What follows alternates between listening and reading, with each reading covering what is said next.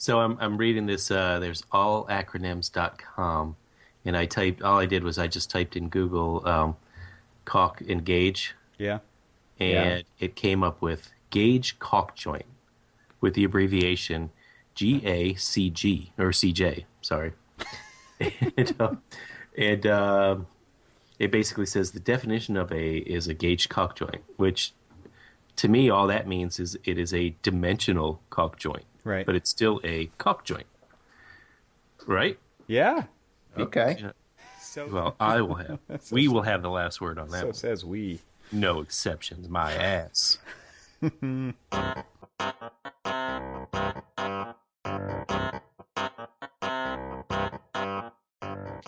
What's architecture really about?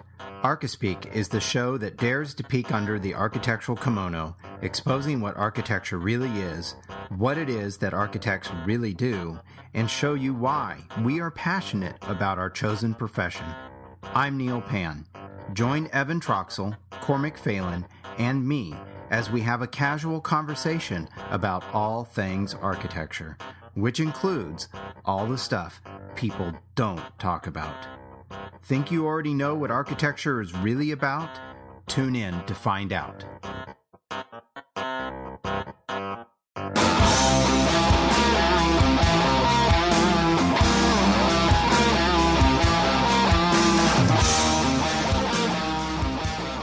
It's time for some Archispeak. So welcome to episode 25 of the Archispeak podcast. I'm Neal Pan. I'm Evan Troxell. And I'm Cormac Phelan. So, Evan, do we have any friends of the show to announce this episode? Yeah, we have two friends of the show, and this week we have Matt Montgomery, who I think he followed Nick Renard's lead from last week, and he donated $20.14. Awesome.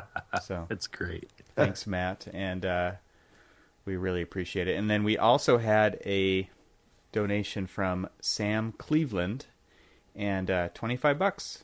Thank you guys very much. We appreciate it. And you guys are awesome. And if anybody else wants to get their name read on the Archispeak podcast, at archispeakpodcast.com/donate. And we'll read your name on the show. So thanks. All right. So this week, what are we talking about? Well, we got an email, right, from a listener. That's right. Steve Hall. Steve Hall. We also posted a blog post because he kind of got super nerdy on the pens. On the pen and the and the moleskin and what kind of moleskin, and it was awesome. So we posted that on the blog. If you guys haven't read that, go to archispeakpodcast.com/blog and check out his post on the perfect setup according to Steve Hall. It's very cool.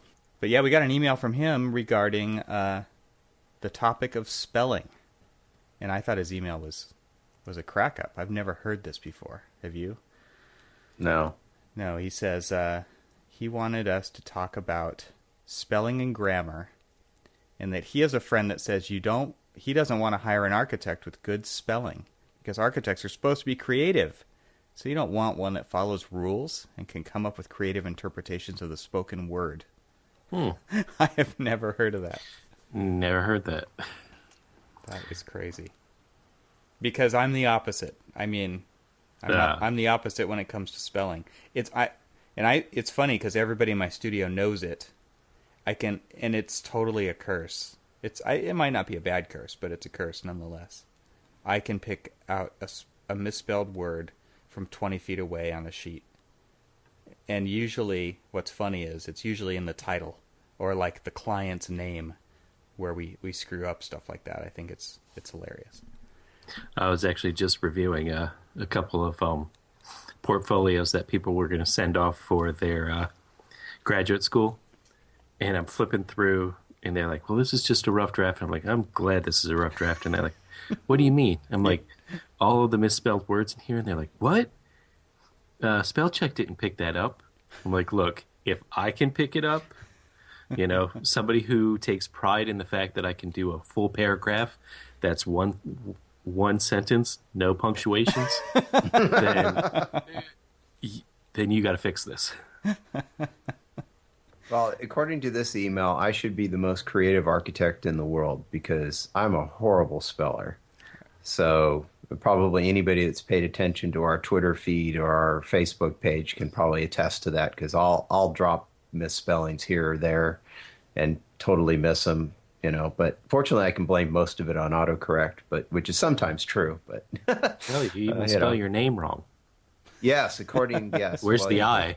You can blame my mother for that one. I'm sorry. It's not too late to change it. Yes, it is.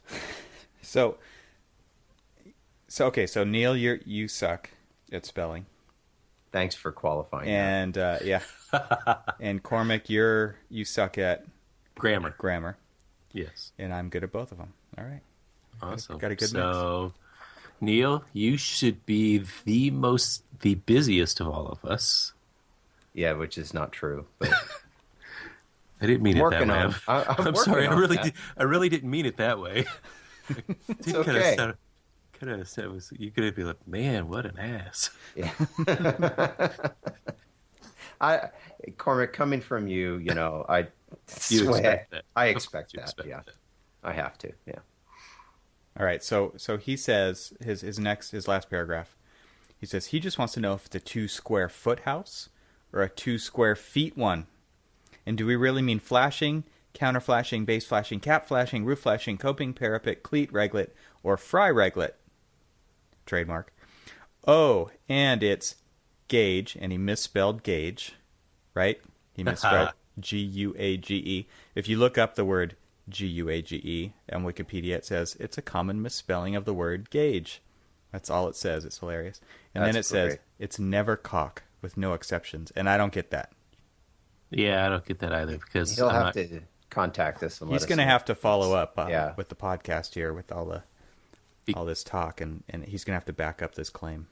Yeah, I'm really kind of interested in the and never caulk with no exceptions, because every submittal that I've ever reviewed for any kind of joint sealant of any kind, it's always caulk. Well, do you think this is a North Carolina thing? Because that's where he's located.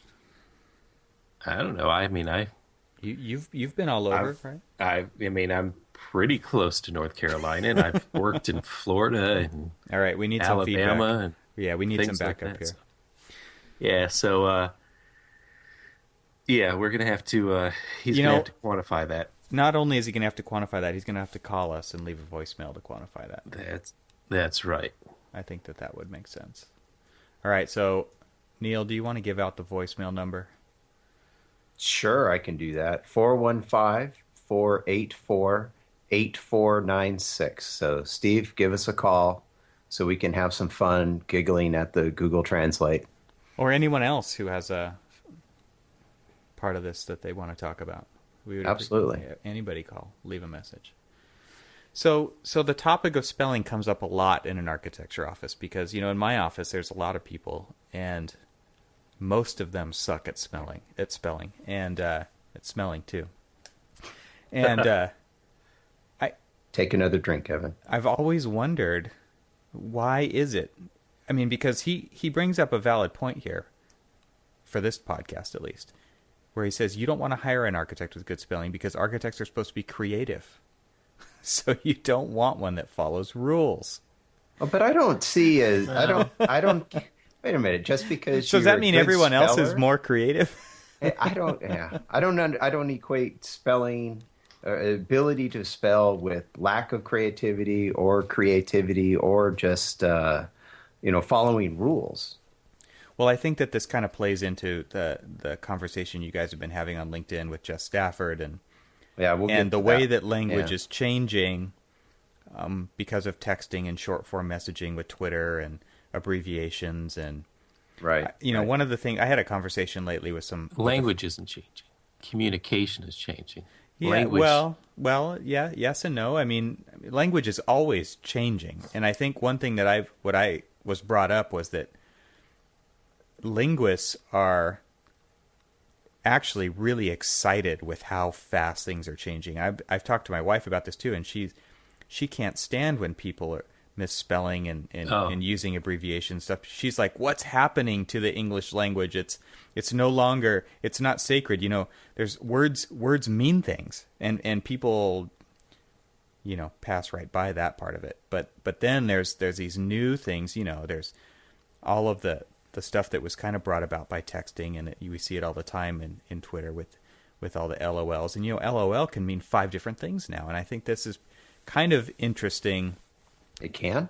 Yeah, I mean it could be embarrassment. It doesn't have to actually mean laughing out loud, right? It could be like, oh, I stepped in dog crap, LOL. It's like, well, it's not really, I said it, but I'm kind of embarrassed to mention it, I think that happens a lot now, where we're seeing how, especially teens, but in our offices, we've got people in their 20s, and it's their main form of communication, right? To text message. So yeah. It's interesting. I do agree that it is interesting, and I also agree with my wife that people are changing or losing the meaning of words at the same time. And with architecture, we have a specific vocabulary, and I've been working on a blog post about this where we turn a lot of people off with our Archispeak, right? Right. I mean, that's kind of what we started talking about in episode 1, where it's words that are made up to make you feel like you're not part of the architectural community. Right. And it does it to those of us that are architects, yeah, too. Right. What the hell is that person saying? Yeah, so I mean, I think the topic of language is an interesting one, and it's on our drawings, and it's on our websites, and I think a lot of times we're not thinking about who our audience truly is, and if we are in an interview, we should really be thinking about it, the kinds of language, the type of language that we're using when we're speaking to people. Oh, absolutely. What's said, what's not said is critical, especially when you're meeting with a client. So, but something that just, when do you most often find spelling errors on a drawing? Oh, after it's been submitted, right? Oh, yeah. or as it's being plotted, right? As it's coming out the plotter, and you're on a deadline, and it's like, I don't have time to reprint this, and it's like, because you're standing over the plotter waiting for the sheet to arrive, and boom, there it comes, and you're just looking at it, and oh, geez, there it is. What's the name? There's got to be a name of that law. Murphy's Law? No, I don't think it's Murphy's Law, but it's not Murphy's. We should name that. It's the Archispeak Law. What were you going to say, Cormac? No, I was just going to say, I don't normally stand over the printer, only because... You have people for that? No, it's because I've convinced myself that I've already corrected that word. And so it's because it was a red line on a drawing, right? Oh, yeah. So it's already been picked up. And then sure enough, you're sitting there, when you get the RFI, well, what did you mean by Gauge? Way to bring it back. Well, you guys, nowadays, I guess most people have the laser plotters, so they have get electrostatic printers. Yeah, okay, so everything comes out pretty quick. But I mean, do you remember when we had the inkjets? Inkjets, yeah. And they would just go back and forth, and they kind of line by line. So a 24 by 36 or 30 by 42 sheet would take like 10 minutes a sheet to print. Well, and that's like the worst feeling in the world, because as you watch it appear line by line, it's like, oh, that's wrong. Oh, crap. And then it's like another 5 minutes of torture before the sheet will even drop out of the plotter. After you've hit cancel 14 times. Yeah, exactly. Right. You see it. You see the line come across and it spells the word wrong, and you're like, mother, please. And then you're hitting cancel. It's just like, come on. Well, I always used to tell my students, I used to say SOS, save often, stupid, right? And it was like, how much work do you want to have to redo? And this would lead into the discussion of, how often do you save? When does the printer run out of ink? Or, it runs out of ink when the project's due, right? Yeah, of course. Your deadline when you're printing the exactly. final set. You run out of hard drive space, or the hard drive, it always does it right when you need it. And it's the same thing when it comes to spelling, right? You find it when it's practically too late. Yeah, after you've hit send in your tweet. Yeah. Yes. Damn it. There's a great Tumblr out there. I think it's called something about autocorrect. We'll have to find it and put it in there. Oh yeah. People post that all the time. It's great to see.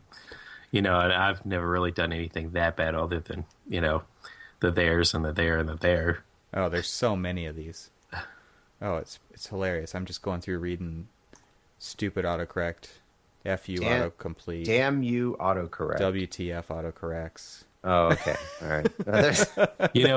And that's actually becoming the go-to excuse for bad grammar, bad spelling, and things like that. Oh, that was autocorrect. It's like, I just said that. That's exactly the point. Yeah, exactly. Do that all the time. Although sometimes it's real. I mean, my wife complains about that all the time. Autocorrect changing words to something else. Oh yeah. I mean, that happens. So, but then it's Twitter. So it's like, well, that's I'm on my mobile phone. I've got fat fingers and shit. Yeah. It happens. Yep. Move on. Nothing to see here. Well, I do think that words matter. I have kids, right? So I'm constantly telling them, think about what you say. Think before you speak, because words have meanings. And there's a lot of times on drawings, it's like whoever's drafting it, autopilot's on. They're not even thinking. They're just on the assembly line. And I mean, that's also probably another topic we could talk about sometime, but it's like, I want people to use their brain. And I to me, not only is the drawing a presentation of your work, and it has the ability and can be a piece of art, but that extends all the way down to the words that we put on that sheet as well. But even more importantly, it's a contract document. Mm-hmm. Even your misspellings are now part of the official contract. Your permanent record. Exactly. Well, dun, dun, dun. Right. Cue dramatic music. Right. You can edit that in, right? Yeah. Done. Perfect. Yeah, I think that's an important thing, and there's a lot of people out there who don't think twice about not only the words they're using, but how they're spelling them and what order they go in, and right, all that stuff. Like back, we all drew by hand, and we all did lettering, and I mean, even then, it was a lot harder to change a word after you wrote it than it is nowadays, right? And I guess maybe that helped me back in that. I don't know if it was as bad back then. I mean, well, you made damn sure that if you weren't sure how a word was spelled, you looked it up before you hand lettered it. Yeah. I mean, because you're writing it's not like you're just banging away at the keyboard here. I mean, you literally had to hand letter every single, anything on the page, right? Anything. Right. You wrote it. You actually drew it. So for those of you that just think that was crazy, well, yes, it was, but that was the only way to do it. Get off my lawn. Get off my drafting table. Get off my drafting table. Oh my! We're gonna make that into a T-shirt. That's our next shirt. That'll be our next shirt. And we'll have a silhouette of Neal pointing a T-square at somebody. Kind of like his Walker. With his glasses like down on the end of his nose. Old man rule, man. Yeah. All right. Well, I was going to lead with or go with speaking of using language, kind of leads into the second thing we were going to talk a little bit about was the article that I think we found this originally on LinkedIn, but it was New York Magazine where I guess Evan Spiegel of CEO for Snapchat's response to Eric Zuckerberg's email to him from, I guess this was in November 2012 originally. No relation, by the way. Just because you share a first name? Yeah. Okay. And there's certainly no resemblance in the wallets either. That's right. Yeah, no. No. Well, if you're rich enough that you can feel confident to turn down $3 billion, yeah, he's definitely not an architect. Monopoly money. Yeah, I don't understand $3 billion. But anyway, so Eric Zuckerberg, for those that are unfamiliar with this story, Mark Eric Zuckerberg. Mark. Oh, excuse me. Yes, I'm sorry. You can edit that out. Mark Zuckerberg sends Mr. Spiegel an email back in November 2012 that says, and I'll read it. It says, "I'm a big fan of what you're doing at Snapchat. I'd love to meet with you and hear your vision and how you're thinking about it sometime. If you're up for it, let me know, and we can go for a walk around Facebook HQ one afternoon. Mark." So Evan's response to this is, "Thanks, smiley face. Would be happy to meet, dash. I'll let you know when I make it up to the Bay Area." And, so instead of what you might think would be like a response, Mark Zuckerberg's emailing you, you might consider like responding and saying, praise him as the CEO. Absolutely love to meet with you at your earliest opportunity. Sure, be on the next flight to San Francisco, something like that. No, instead he just kind of blows him off and does it with a sentence fragment and bad punctuation and a smiley face. And it's like, is that really proper business etiquette and or communication? Right? I mean, that kind of goes, well, it goes back to what Evan was saying about, the language is changing. Well, that's not even real language because you said bad punctuation. There's no punctuation in that. There's not a period, not a comma. There's nothing. You're right, actually. That's true. Words aren't capitalized properly. I mean, and it's kind of ridiculous, not in the sense that he's kind of blowing off Mark Zuckerberg. That's neither here nor there. I mean, but if you have a CEO of a company and in this particular case, and he probably didn't know it at the time, a potential suitor for possibly buying out your company, right. You'd want to give them, a reasonable courtesy, so the courtesy of just responding back to them and saying, thank you, Mark. Great to hear that you enjoy what we're doing. Something. Right. But I guess the question really is, and we'll get more into kind of what this article gets to. But I mean, my question is this standard communication amongst the 20-somethings or teens? Because they're so they grew up texting, and is this acceptable? I guess is the question. Well, see, this is a text response rather than a proper email response. Email is, I guess in a way people are starting to look at email as more of like the formal, used to be the snail mail type thing where, you would use their first name and you would use proper, spelling, and it would be a more, kind of polished document. Right. Versus in text, it's like, yo, what's up? And, Whoa. What was that again? What? Yo, what's up? That was your last text to me. It was not. That was maybe a text to your son. Or his text to you, maybe. But I guess, all right. But if you and I are texting back and forth, maybe that's fine, right?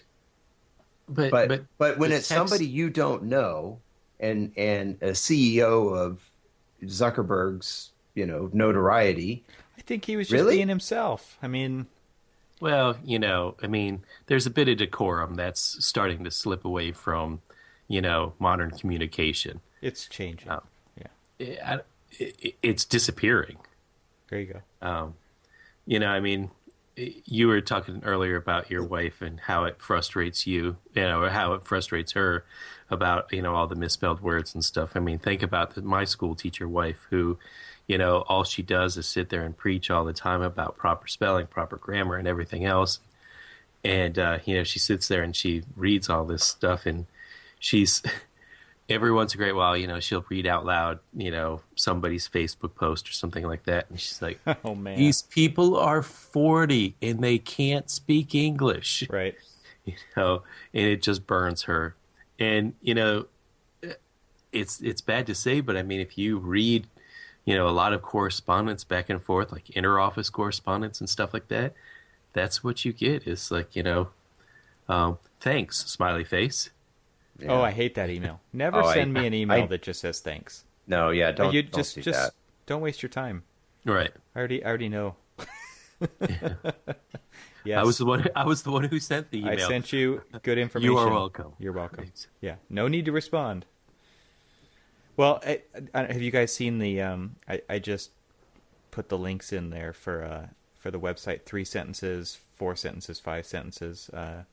It's pretty funny, but what it is, there's a lot of people. This is a New Year's resolution, I think, for a lot of people.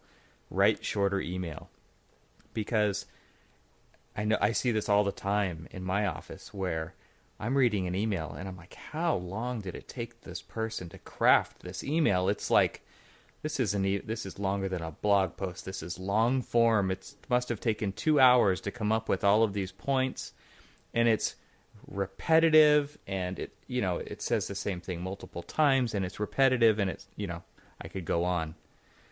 The 5 sentences, it's 5.sentence.es. Spelled a little weird, right, but if you check the show notes, but basically, subscribe to those show notes. It's a personal policy that all email responses, regardless of recipient or subject, will be 3, 4, 5 sentences or less. It's that simple, and it's true. I think if you need to have a conversation, do it over the phone.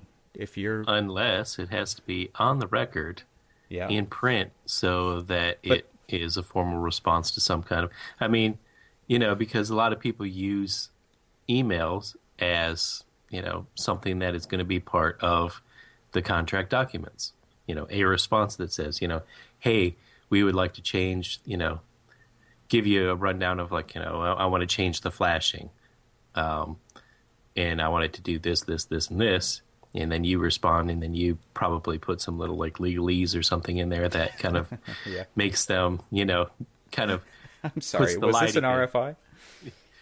Well, I mean, there's a lot of times where they want to circumvent the RFI process and, ask you a direct question, which, sometimes whatever. But, I always more or less respond as if I was responding to an RFI. To basically, I think you told us about how you respond to that stuff, right? Isn't it like one super long sentence with no punctuation? Yes. And then it's a lot of profanity, and then I erase that one, and then type the one that I really wanted to say. There's 2 versions of every email that go out, right? Yeah. There has been. I get emails that are super long. They use a lot of unnecessary quotation marks. They've got weird punctuation, like the end of a sentence that's in all caps, and it has ... question mark, and it's like, who writes like that? Yeah, I don't know. It makes me crazy to read stuff like that, and it just makes me want to, my favorite button on the keyboard for email is the delete key, and those are the ones that go straight to the delete key. It's like, I can't even read this. I can't take you seriously. Well, this article about this email from Zuckerberg and back and forth, in the article they call it strategic sloppiness, that they're trying to be cool and maybe funny, I guess. And, at the end, he says, it isn't right for every situation. This ultra casual approach works best when the person you're emailing is already familiar with you and your work. But it's risky with strangers. And it says here, even riskier yet with bosses. It's this casual tone could be taken as a sign of disrespect, which, that's the way I take it. But maybe, between these two guys, maybe it was a sign of respect. I have no idea. But he does caution, like, don't do this. Especially if it's with some people. Well, he says here at the end, like, professional communication is extremely dicey territory with high stakes. So if you don't feel comfortable using strategic sloppiness at your job, forget it. If you're uncomfortable with emails, if you're uncomfortable, your emails will come off as forced anyway, which kind of defeats the purpose. Yeah. If it sounds fake, right? Exactly. And if you look at the context, I mean, first of all, the guy's not interested in selling to Facebook, so he can be as real or whatever as he wants to be, right? True. Yeah. The second one is he is the CEO of Snapchat. I mean, there's some context right there. Right. To the type of communication he's interested in. That's very true. So I think it does depend on the person and the profession and the context and all that kind of stuff.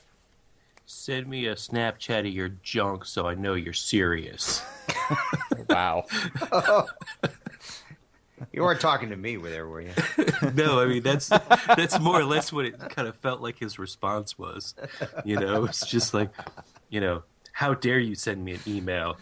Send me a Snapchat, and then I'll know that you're somebody to talk to. All right, I had a question for you. That's great. There's your intro. No, I got a question for you guys. Do you ever use? I don't use Snapchat. Do you guys? No, I don't know what the hell it is. I don't know what it is either. Okay, I mean, I don't feel know bad is, now. I know what it is. All I know is that they just messed up Instagram with doing the little, private, photo messages and stuff. Oh, yeah. So now you can send private Instagram messages. So you can send your junk to Zuckerberg if you want privately, I guess. There you go. Nice. Is that it? It's all about, the proper tone of your junk. Jeez. All right, wow. Back on topic. Or else the snowball begins. Well, I mean... Where's the scratching needle when you need it? Honestly, Evan, it sounds like, you and I and possibly even you and Neal are maybe a little different on this, whereas you're talking about as an evolution of conversation. I more look at it as just, in a way, I love this term that I heard a long time ago and have used it pretty much ever since. I just look at it as a dumbassification of, the English language. I mean, we're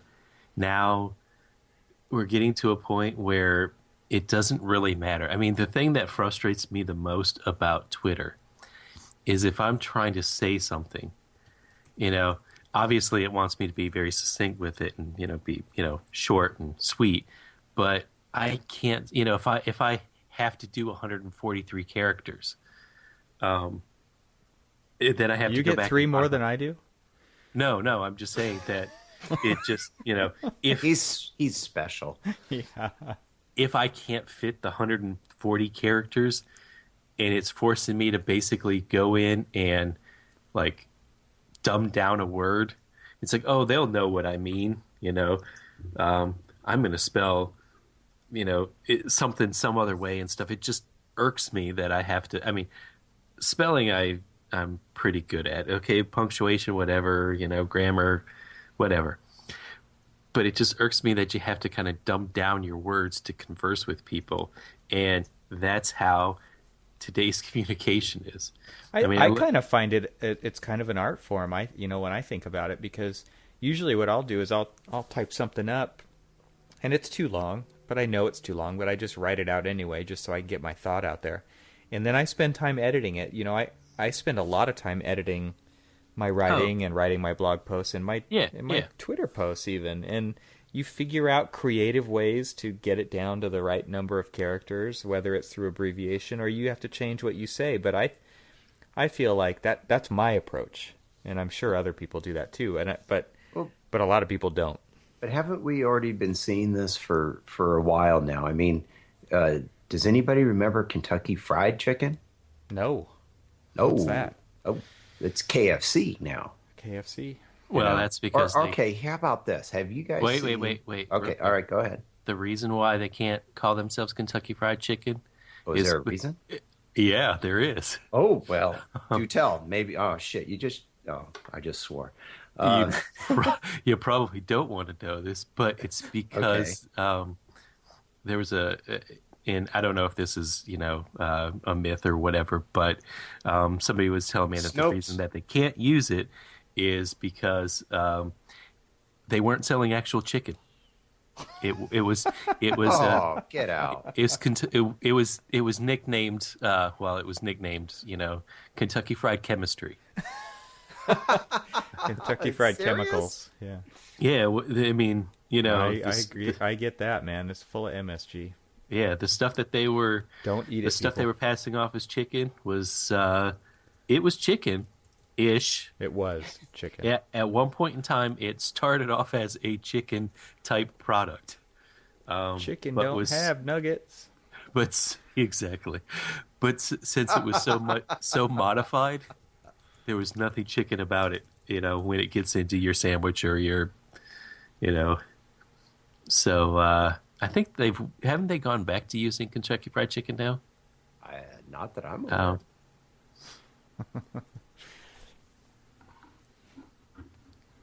But anyway, I don't know. I'll have to look that up. We'll look that up and see if we can. I'll put the link to KFC's Wikipedia page in the show notes, and we can go read up on that. But okay, so I've got another one. Has anybody seen what I think is the most recent Jack in the Box commercial about the social media intern? Nope. Oh, okay. Well, this we'll have a link in the show notes for it. But Jack is walking down the hall in the office, and this social media intern comes up and basically says something to the effect like, "Oh, have you seen all these suggestions everybody's posting to the website? It's AMAZ." And he says, "Ing." Because I guess that's his next tweet. Yeah. That's it's AMAZ. And I'm like, yes, really? Okay. And so, his comment back is "ing." And then later she goes, she says something about, she goes, "Oh, is that where you got this idea for that clock band or something you wear on your wrist?" And he goes, he's like, and I may be saying that wrong, but he goes like, "My watch?" And he's like, "Oh no, that was invented a long time ago." And her response is, "What, like in the 80s?" But so anyway, that kind of goes to this, 20-something sort of social media, person and how they communicate, right? That's what we've been talking about. So all right. So are you saying we're getting old? Yeah. I don't know. Are we? Or or is the English language changing and we're just not adapting? Yeah, good question. I don't know. So I don't know. My 13-year-old let me ask you this. When you start putting this crap on your drawings, then well, it's like, are we gonna are we gonna start doing general notes in 140 characters or less? No. So at the end of all of my demo notes, I'm going to put LOL. JK. Well, I remember Steve Jobs' emails were always super short, right? They were always like one word. Yes, no. Right. Sounds good. Really short. You only have so much time in the day, but when you are working on, like Cormac says, when you're working on a legal document, it's entirely different. Or a request for proposal or doing an interview. You do have to choose your language wisely, and you've got to have people check it, and there's all kinds of ramifications that come along with it. So, yeah, and I think there's a little bit different, and I don't necessarily think that, I don't know, I'm not quite sure how to really read Steve's email. I mean, is he saying that, an architect with good spelling? I don't know. I'm when you have a casual conversation, I mean, you can shorten it and it can be whatever it is. But you're right. When it's professional time, you got to act professional. You got to be professional. It's got to sound and look professional. Unless you're the CEO of Snapchat. But that doesn't mean Archispeak either. No, it doesn't. I mean, you just have, it has to be clear, concise. I mean, the thing that I say to the interns or the recent graduates or, anybody is if you have a question or something's wrong or this, it's not going to cost you anything to fix it before it goes out to bid. Once it goes out to bid, it's going to cost you. When it's caught in the field, it's going to cost you. Fix your mistakes, fix your spelling, make it clear. If you have a question, they're going to have a question. Yours is free, theirs is not. Well, the other thing too, and I think you mentioned it earlier about when you were talking about email, but if you're pounding out an email and you're having a tough time writing it out, if you're trying to ask a question, and this is separate of say an RFI or something like that, or but it's like, you know what? Pick up the damn phone. Everybody's so scared about calling somebody to get an answer or to work something out. If you're working with a consultant, and because we all are so used to just shooting emails, figure, well, that's sometimes a quicker form of communication. So I guess what I'm trying to get at is that, pick your medium, and sometimes picking up the phone, making that call, and a 2-minute conversation solves way more than you can do in like spending all day going back and forth through email. Yep. Totally agree. And that's a good, but sometimes email's better. It's like if you need to ask a simple, quick question, you need a yes or no, or, something that, hey, what is this particular product or something? Send me a link to it. That might work better through an email, and you might get a faster response. And then you don't have to go through the whole, like, hey, what'd you do this weekend? Right? So you eliminate that. So, I mean, sometimes picking up the phone is good. Sometimes, shooting an email is better. And I guess, it takes some time, but, you figure that out eventually. What's the best way to do it? Yeah, there was a bunch of emails coming through one day. We were coordinating stuff between us and the structural consultant, and I just picked up the phone and called him, and I said, I'm going to respond to your 5 emails, but I just wanted to do it over the phone because I prefer to talk to you. And he said, thank you. I prefer that too. And I thought, well, that was nice, but why'd you send those 5 emails already? It's funny, but I think we do kind of default to using the box on the table to communicate where we could just pick up the phone, and not everything has to go through that computer. Why are people afraid to pick up the phone? I mean, because I think just the culture's kind of changing. Yeah. So I texted something to a friend of mine, what's up? Exactly. Yo, what's up? And so he had texted me back, and so I was like, well, he was like, what are you guys doing this weekend? So so I call him, and he's like, why are you first I call him, and he doesn't pick up the phone. He doesn't answer. And I'm like, you just texted me. You clearly have your phone within inches of yourself. Yeah, I don't get that at all. And then, so he didn't pick up the phone, and then he calls me back, and he's like, well, why did you call me? Because it's a lot easier to talk to you than it is to sit here and type it out. Yeah. Right. It's okay. I've heard that in the office too. People are like, ooh, why would you call him? Don't you just email him? No.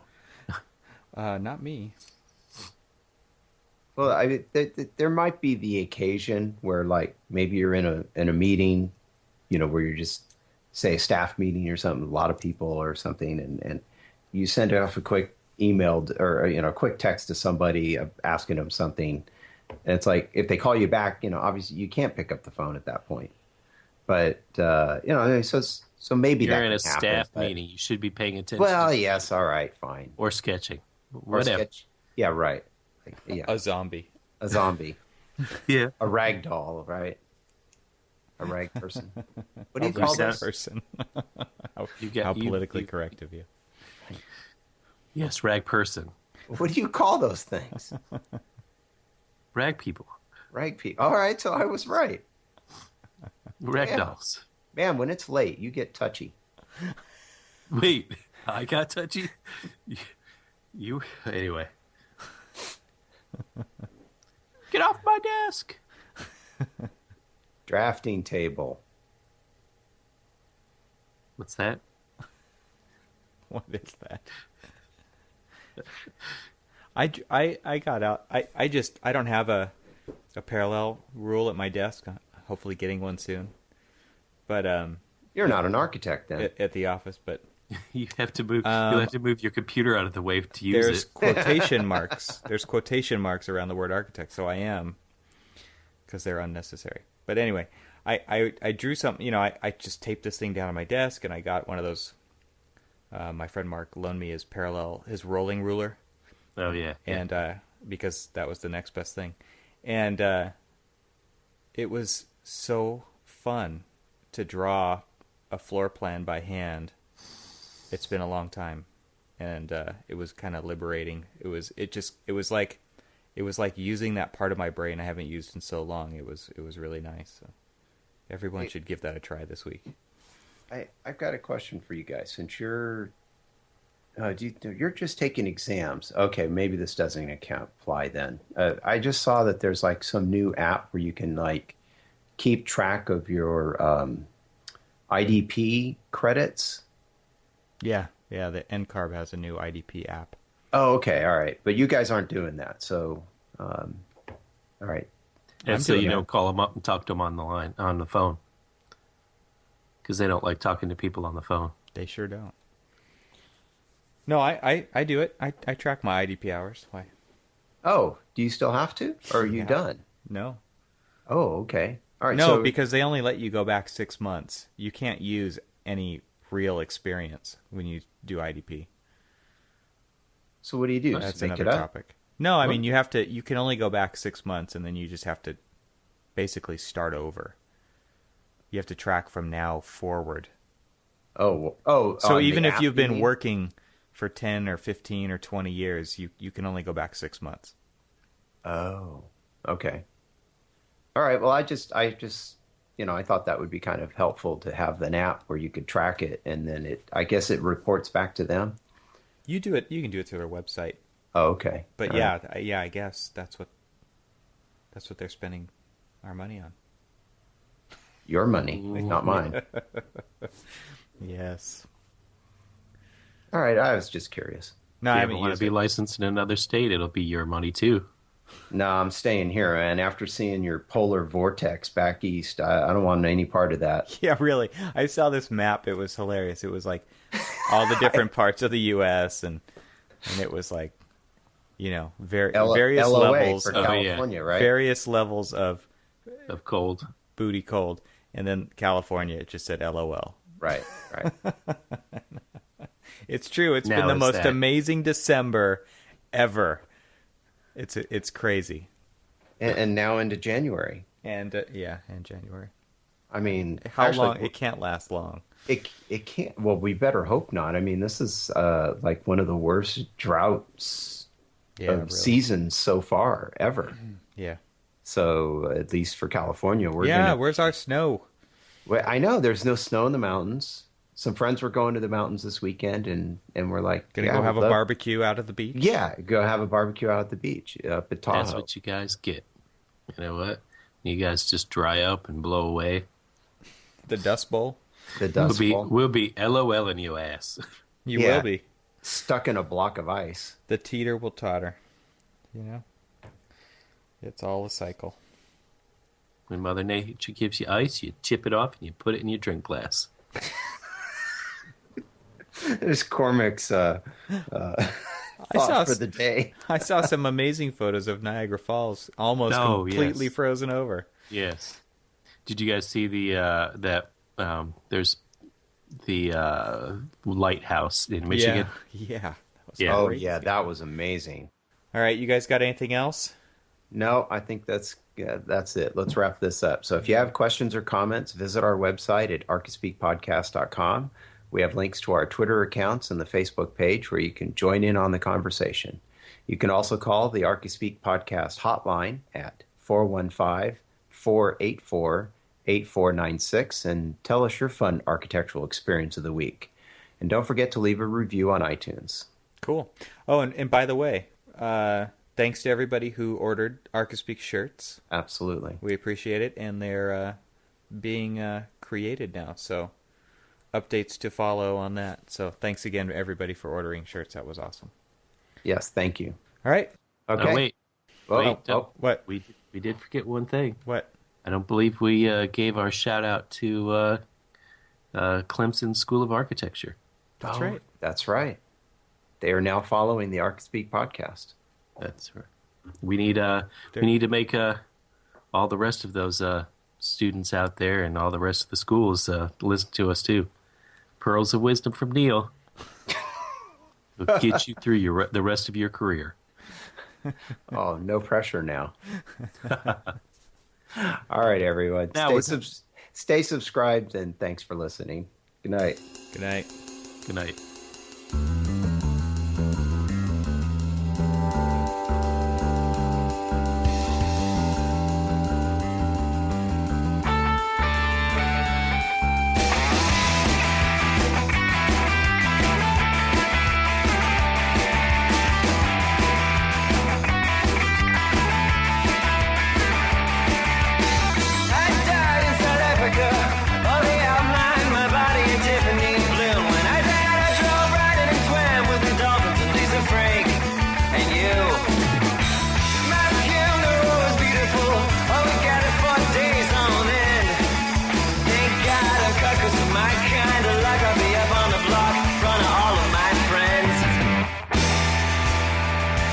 What you get.